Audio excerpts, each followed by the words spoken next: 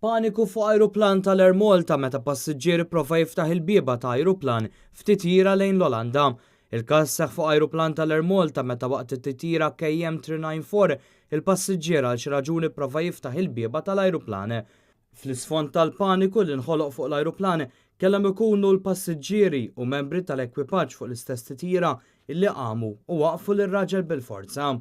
Il-passiġġier li pprova jiftaħ il-bieba tal-ajruplan aktar tard intrabat ma' siġġu tal-ajruplan filwaqt li l-passiġġieri oħra kellhom jibqgħu assati tiegħu tul it-titjira kollha. Min informazzjoni li għandu Net News, ir-raġel ġie arrestat mill-Pulizija Olandiża malli l-ajruplan għamel l-inżul fl-ajruport ta' Schiphol f'Amsterdam għal ħabta tas-sija neqsin 10 ta' war nofsinhar.